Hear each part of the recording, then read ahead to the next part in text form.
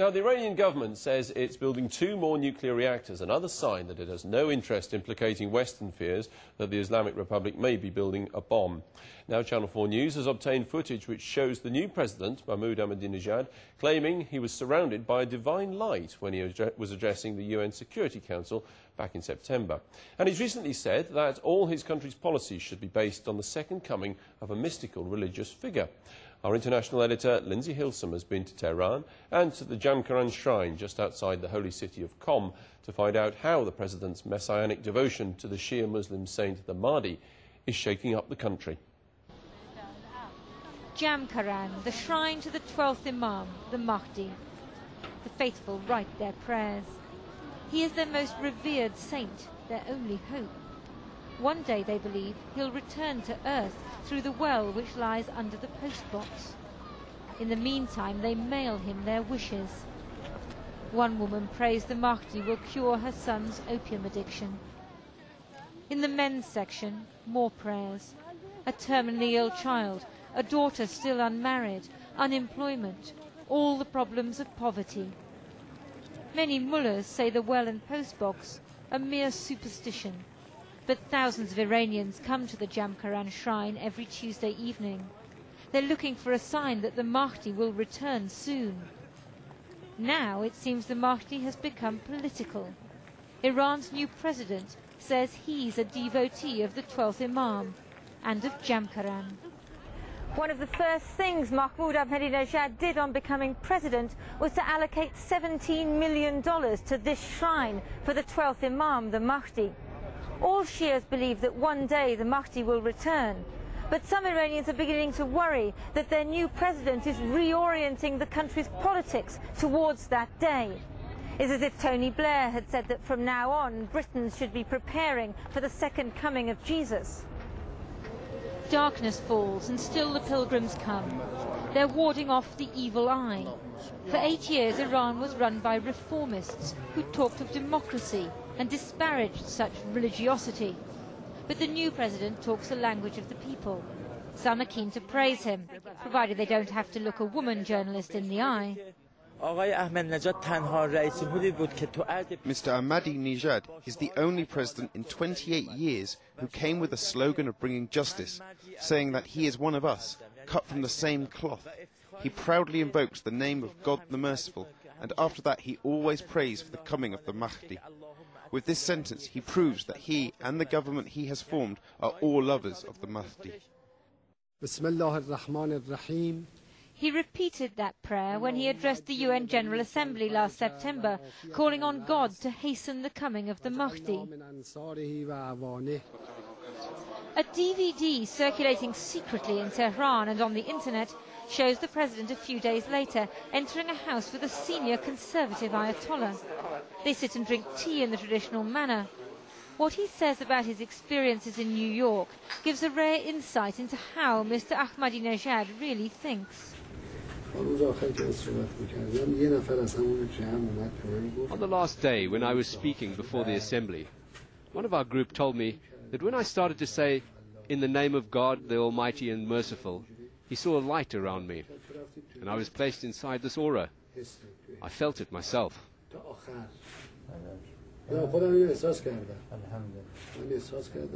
I felt the atmosphere suddenly change, and for those 27 or 28 minutes, the leaders of the world did not blink.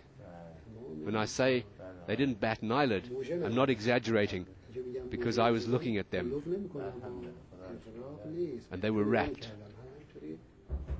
It seemed as if a hand was holding them there, and had opened their eyes to receive the message from the Islamic Republic.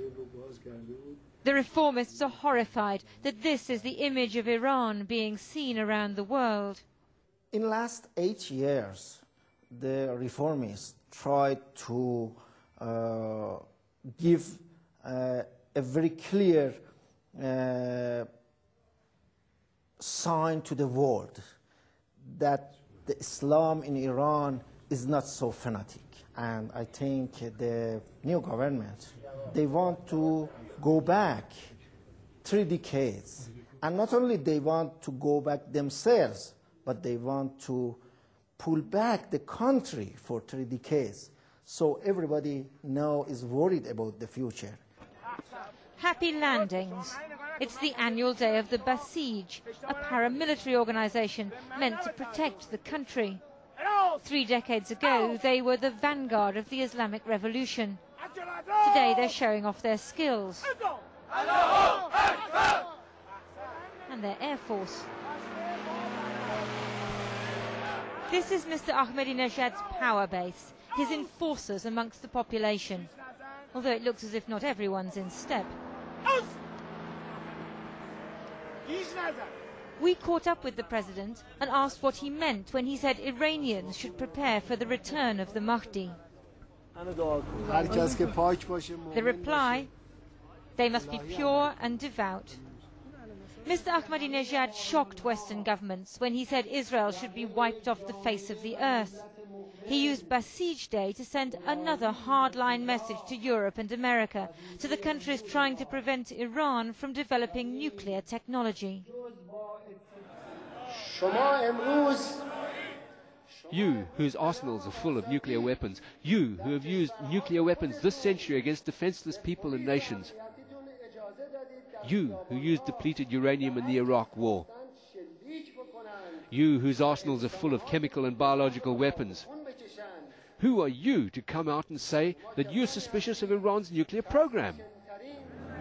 The parades, the parachutes, it's all designed to show that Iran is a force to be reckoned with, and that nuclear power, as the president says in every speech, is their inalienable right.